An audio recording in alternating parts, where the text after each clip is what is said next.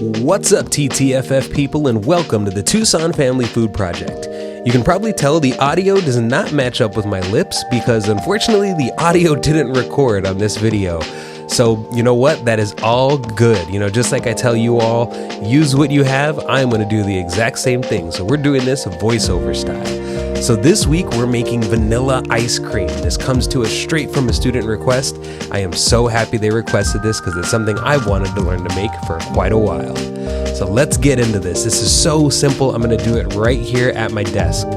All we have in our recipe this week is 3 cups of half and half. Half and half means it's half milk and half cream.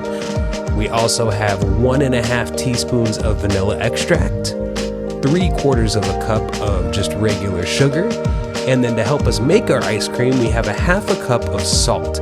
This is going to go into the ice in our recipe to cool down the ice as much as possible. It's going to make it possible for us to make our ice cream. And all you're going to need to make this is a dish towel. This is going to protect your hands from getting too cold and also to soak up any condensation from these 2 bags we're going to use. You have a 1-gallon Ziploc bag and then a 2-gallon Ziploc bag.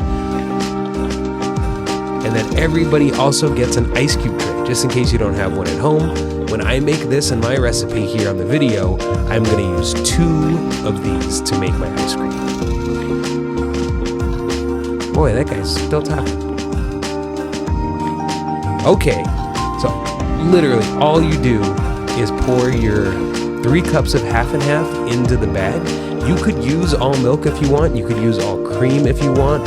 The more cream you use, the thicker and silkier it's going to be, so it's not a bad thing at all. But a good middle ground is half and half.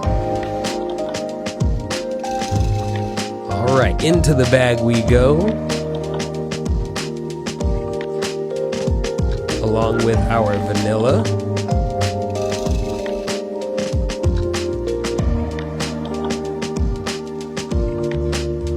And of course, our sugar.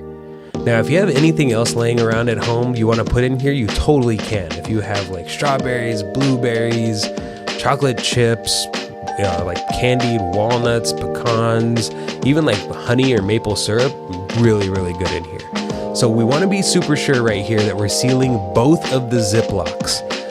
This is going to go into that bag with the salt and ice.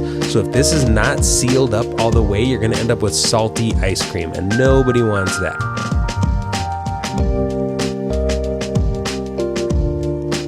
All right, you can see I already have 1 ice cube tray in there. I'm going to put my other one in. Get out of there, ice cubes. All right, and then now we're going to put our salt in there. The reason we're putting salt in there is because it lowers the freezing temperature of water. So these ice cubes are going to turn into liquid water, but it's going to be even colder than ice cubes get. That way it's going to surround all of the cream we're about to put in here. It's going to suck any heat out of that cream, which means it's going to cool it down and make our ice cream. Adding salt to ice is one of the reasons you see in cold climates that have really, really cold winters and it snows and stuff and they get ice on the roads. They put salt on the roads to melt all that ice and make it much safer for people to drive on. That's the science behind making this ice cream at home.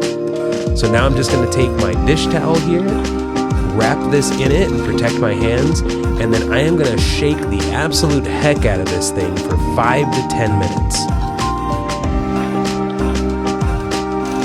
So right here I'm just kind of trying to surround all the cream with the nice cold liquid water and ice. Now I'm going to shake it.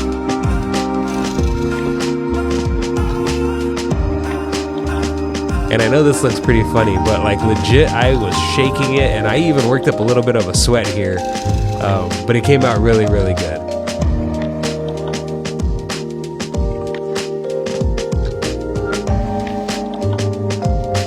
All right, so I shook it for about 10 minutes and now I'm going in for the taste test. And I will tell you what, that is really good ice cream. It's super basic, super simple, but really delicious. And so to end it the way I always do, I love, appreciate, and respect all of you, and I'll see you right back here next week with another delicious recipe. So until then, peace.